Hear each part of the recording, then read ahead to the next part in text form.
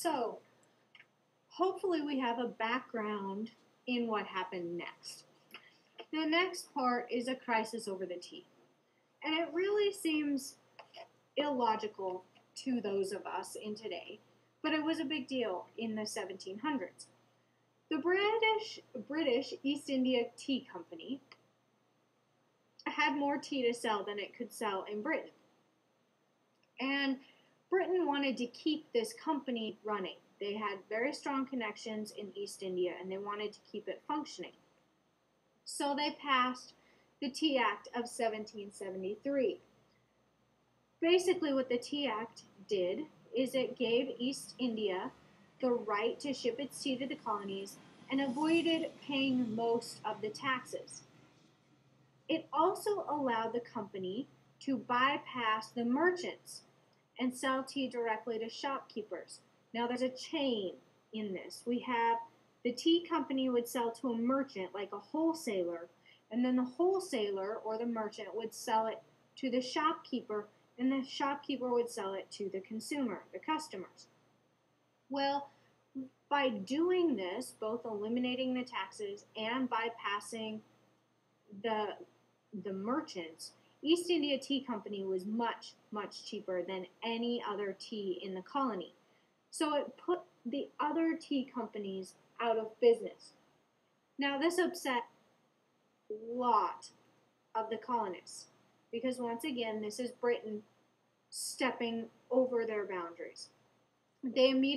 Colonial merchants who had just been cut out of the deal, immediately called for a new boycott on British goods. Meetings in Boston and Philadelphia vowed, at these meetings, the colonists vowed to stop East India ships from unloading at the ports. Now, the British were warned, but East India Tea Company loaded its ships anyway and set sail for America. In all colonial ports but Boston, colonists were able to stop these ships from coming to port and force them to turn back around and go to Great Britain. Now, what happens in Boston is no big surprise to anybody. No big surprise, and hopefully you remember this from previous history classes. December 1773, we have the Boston Tea Party. 3 tea ships docked in Boston Harbor, and the governor of Massachusetts refused to let the ships turn back. We have to remember that the governor is selected by the king and earns his salary from the king.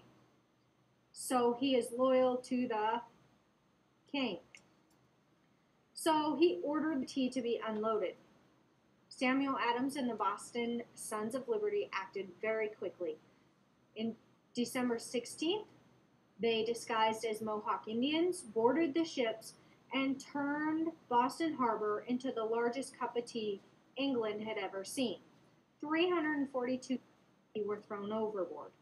Now, this is a collection of stamps representing the Boston Tea Party. The stamps would have been out in 1776. Notice it says, or 1976, sorry, bicentennial, so 200 years later.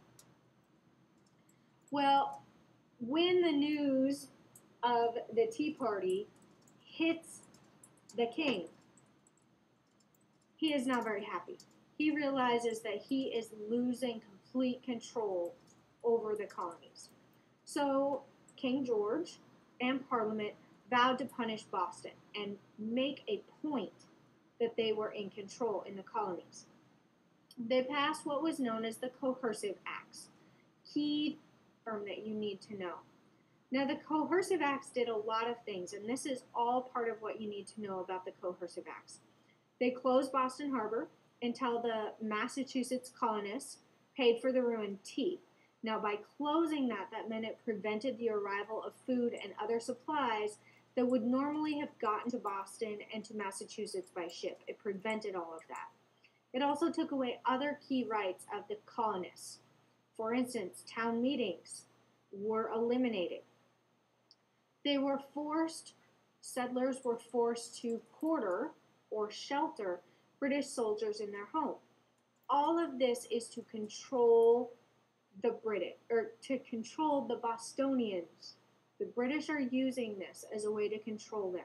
They want to make certain that these acts can never happen again. If you limit how these colonists communicate with each other, they can't plot anything else. Colonists viewed them as something else. They called them the Intolerable Acts. This is also a key term. It's the same thing as the Coercive Acts. The difference is who called it what. The British called it coercive. We're going to coerce you, force you into behaving a certain way. And the Americans called it Intolerable Acts. You need to take the next quiz, 2.3, and tune into the next PowerPoint. We're going to talk more about the revolution.